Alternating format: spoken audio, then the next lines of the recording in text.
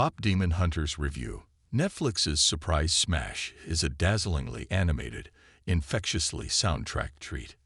Lee Byung-hun and Daniel Kim are among the voice cast for one of the streamer's most popular originals ever, a Sony-produced musical about a superstar girl group battling an evil boy band. K-pop has become such a global music phenomenon that it's a wonder its groups haven't been tapped to star in more Hollywood movies. Netflix has somewhat rectified that with their animated musical that has seemingly come out of nowhere to become one of its most popular offerings ever. Take that, Adam Sandler. It's not hard to see why. K-pop Demon Hunters delivers not only a cornucopia of earworms whose melodies will be lingering in your brain for weeks, but also a fast and funny genre mashup that puts most theatrical animated releases to shame. Considering that the accompanying soundtrack album has been conquering the charts as well, sequels are all but inevitable. The titular heroes are the superstar girl group Hunter/X. Be advised, that's the last time I'll be typing that name. Consisting of Rumi, Arden Cho, Mira, Mei Hong, and Zui, Jae-young-yu.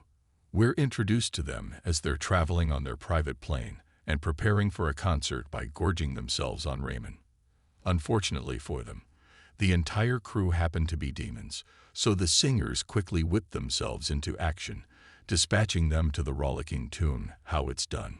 The group, you see, is the latest in a long line of female pop music trios whose role, besides entertaining the masses, is to maintain and strengthen the Hanmoon, a magical barrier that prevents otherworldly monsters from doing their worst.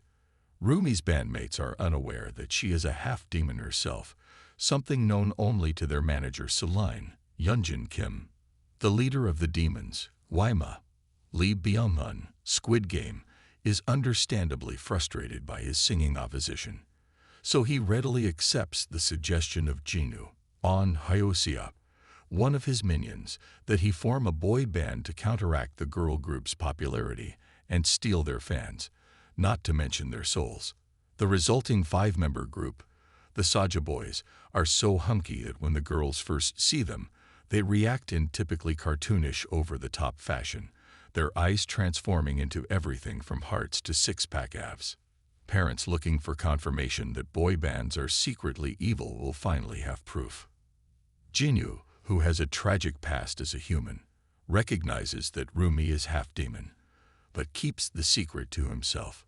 He forms an alliance with her to sabotage the Saja Boys so he can remain in the human world, but complications inevitably ensue. Got all that?